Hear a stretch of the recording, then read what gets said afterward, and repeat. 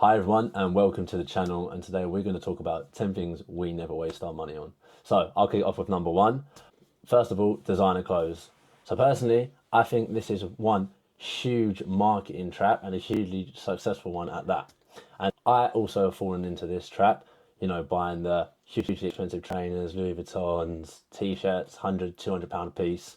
But then one day I came to the realization I wasn't buying these things because it had the best design or it had the best quality. The reason why I was buying it, I was chasing the brand. And that's one of the points I want to make clear here. I'm not saying don't buy nice clothes. Some clothes are really good quality. Sometimes you do just want to treat yourself, and that's completely fine. But you'll realize that once you start buying these clothes a lot, you can get caught in this loop where you're constantly just chasing the brands. Look at some of the highest net worth individuals. An example, Mark Zuckerberg. You'll look at his wardrobe collection and you'll think it's out of H&M, but each of his tops cost about $400, but it has nothing on it whatsoever, no branding, no design. And that's because he's buying that top because of the quality. For that reason, I would say don't chase the brand. Is huge opportunity cost, and as we know, this can slow down your progression in the long run. For that reason, designer clothing is number one on our list. So number two on our list, we have new tech. Now, the average phone nowadays costs between £500 and £1,000. And this is similar to the average laptop. And you've got other new tech that a lot of people buy within their household, which can cost thousands of pounds if you upgrade this every single year. Now this, to me personally, seems crazy. You can spend upwards of £2,000 in 1 year if you upgrade your phone and you upgrade your laptop. Now, £2,000 can go into a lot of other things, invest into your future. So why the latest gadget and new smartphone might seem irresistible, they often come with the hefty price tag.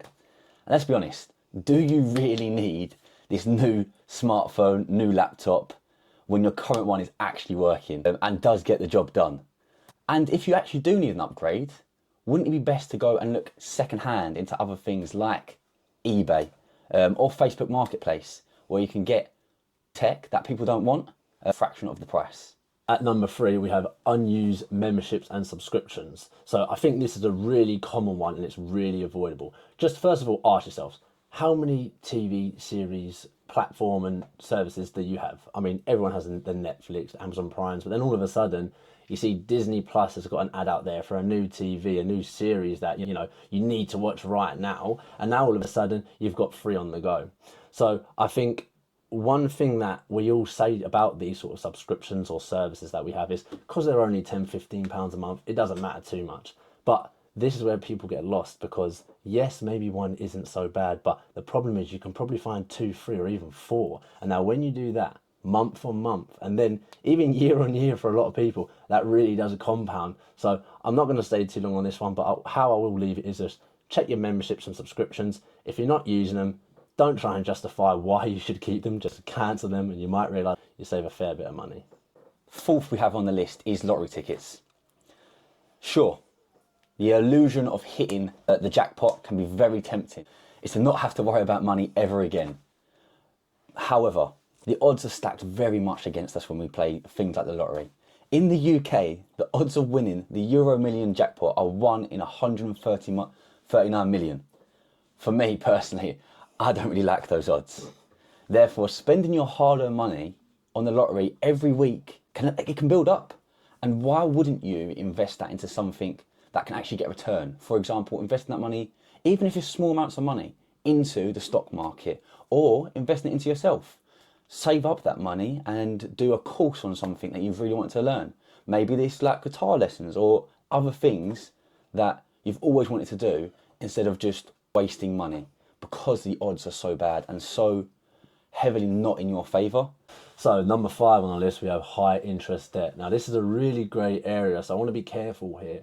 I'm not directing anyone to say that all debt is a bad idea. I'm talking about high interest debt, ones with high fees, over limit fees, ones that can really trip you up, and very quickly a small amount of borrowings can spiral into a large uncontrollable amount that really no one wants to be in that position. I would recommend only getting certain credit cards, especially ones with the higher fees and higher interest rates, if you are completely confident that on a monthly basis you can pay your full balance, then you can avoid receiving that interest and particularly those fees which are really high.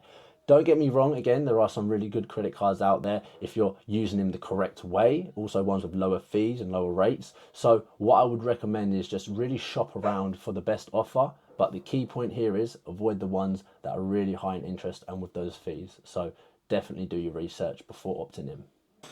So for number 6, we now have impulse purchases. We've all been there.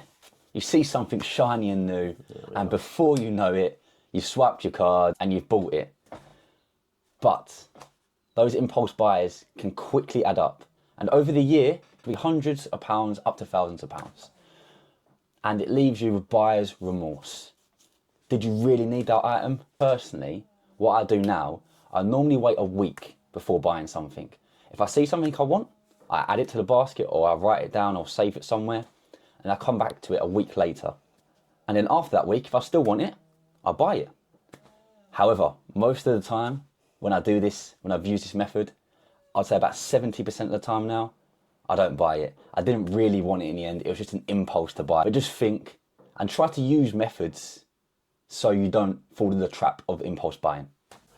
Number 7, investing in things you don't understand. Now, this is a very broad topic, and I think somewhere later down the line, we probably will go into a bit more detail on this one here, because you can see it in 2 different lights. Firstly, you can talk about things you actually don't understand, the asset, the company, the commodity, like whatever you're investing in. Don't just do it because someone else suggests it. I mean, statistically, I think 95% of active managers, these are professional investors who are qualified, do it as their day job, 8, 9, 10 hours a day for years on end.